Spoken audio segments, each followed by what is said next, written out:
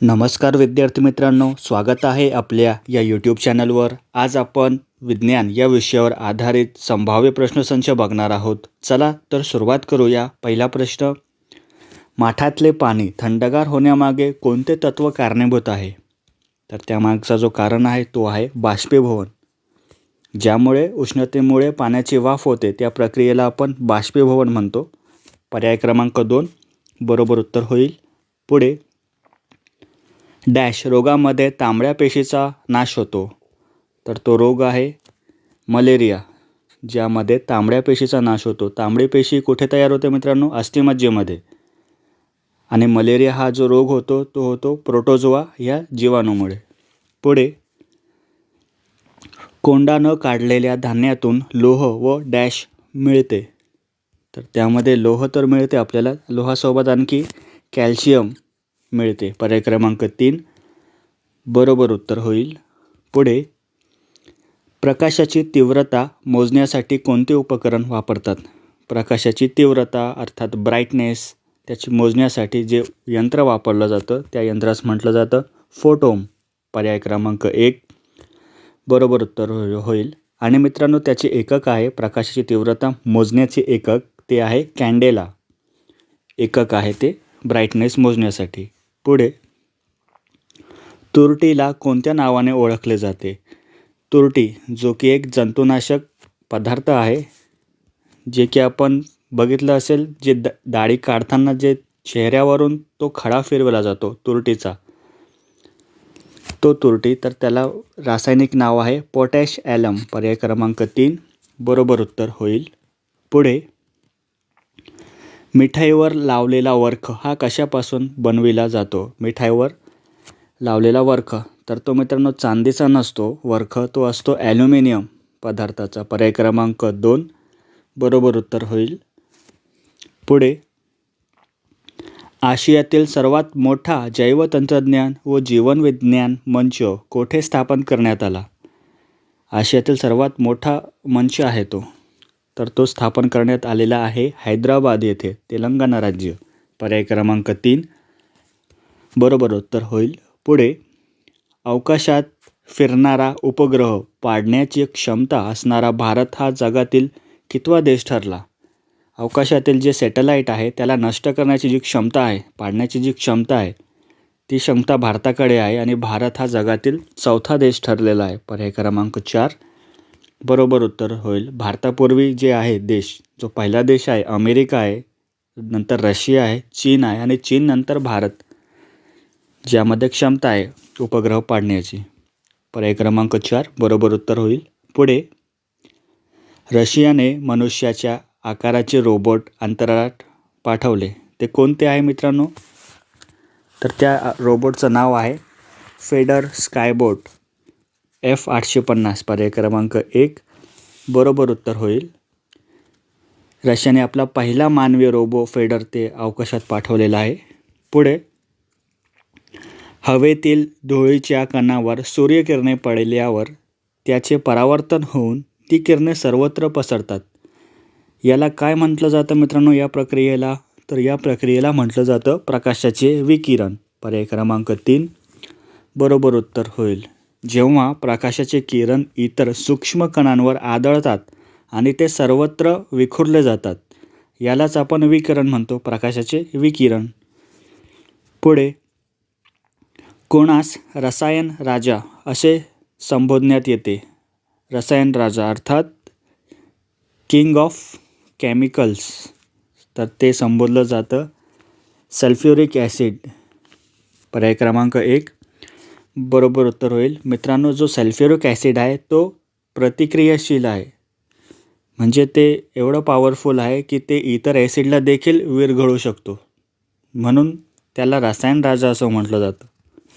पुढे, रक्तदाब मोजण्यासाठी कोणते उपकरण वापरतात? रक्तदाब ब्लड प्रेशरचे मोजमाप करण्यासाठी जे यंत्र वापरलं जातं, उपकरण वापरलं जातं, त्याला म्हणतात स्फिग्मोमॅनोमीटर। पर्याय क्रमांक 4 बरोबर उत्तर होईल। पुढे, वातावरणाचा दाब कोणत्या उपकरणाद्वारे मोजतात? वातावरणाची जी आर्द्रता आहे, जे दाब आहे, ते मोजलं जातं बॅरोमीटर या उपकरणाद्वारे. पर्याय क्रमांक 1 बरोबर उत्तर होईल. पुढे, शारीरिक व मानसिक वाढ होत नाही अशा विकारास काय म्हणतात? अशा विकारास म्हणतात क्रॅटिनिझम. पर्याय क्रमांक 3 बरोबर उत्तर होईल. पुढे, प्लास्टिक पिशव्या कशापासून बनतात?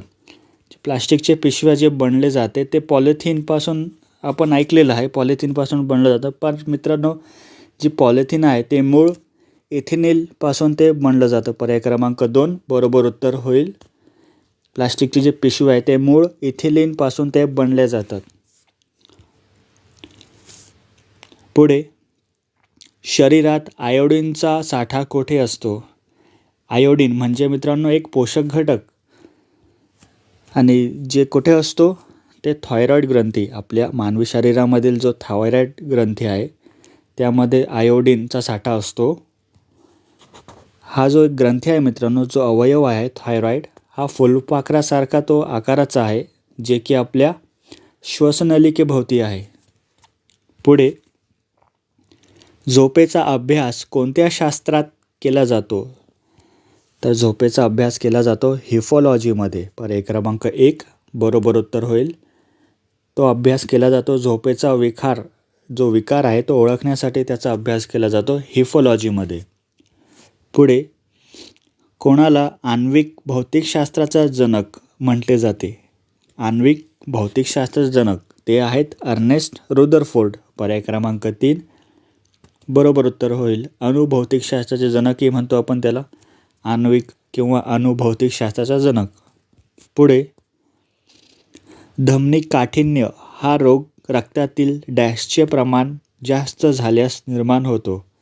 धमनी काठिण्य तर ते होतो कोलेस्ट्रॉलचे प्रमाण वाढल्यामुळे. पर्याय क्रमांक 3 बरोबर उत्तर होईल. कोलेस्ट्रॉल हा मित्रांनो चरबीसारखा असतो, तर ते वाढल्यामुळे हार्ट अटॅकसारख्या ते समस्या ते उद्भवतात कोलेस्ट्रॉलचे प्रमाण वाढल्यावर. पर्याय क्रमांक 3 बरोबर उत्तर होईल.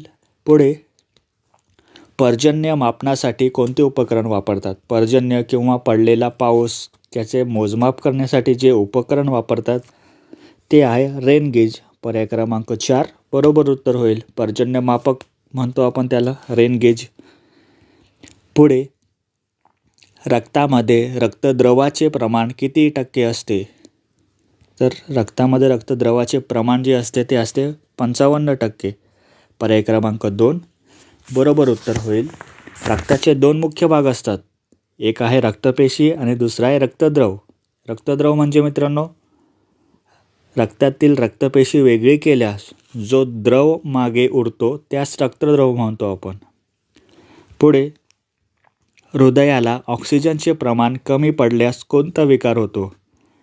हृदय तर त्यास ऑक्सिजनचा कमी प्रमाण त्याला पुरविला गेला ऑक्सिजन, तर त्यामुळे जो विकार होतो तो होतो हायपरटेन्शन. पर्याय क्रमांक 2 बरोबर उत्तर होईल. उच्च रक्तदाबही म्हणतो आपण त्याला हायपरटेन्शनला.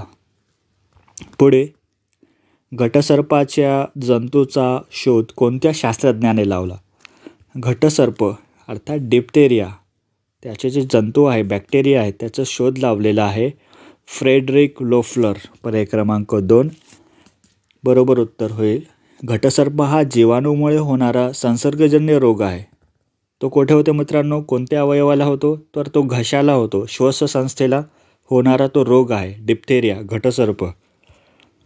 पुढे, भारतीय अवकाश संशोधन संस्थेची स्थापना केव्हा करण्यात आली?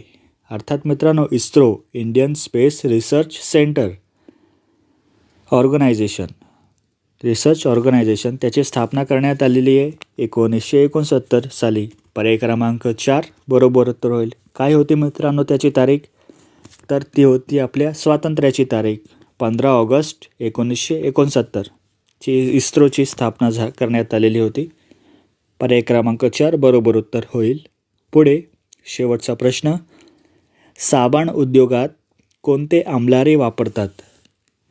साबण उद्योगामध्ये जे आम्लारी वापरण्यात येतं ते असतं पोटॅशियम हायड्रॉक्साईड. पर्याय क्रमांक 2 बरोबर उत्तर होईल.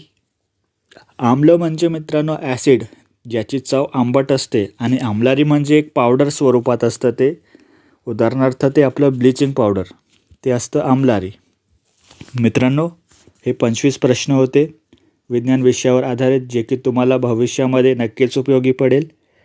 व्हिडिओ आवडल्यास व्हिडिओला लाईक करा, चॅनलला सबस्क्राईब करा. काही शंका असेल तर कमेंट बॉक्समध्ये नक्कीच कमेंट करा. जय हिंद, जय महाराष्ट्र.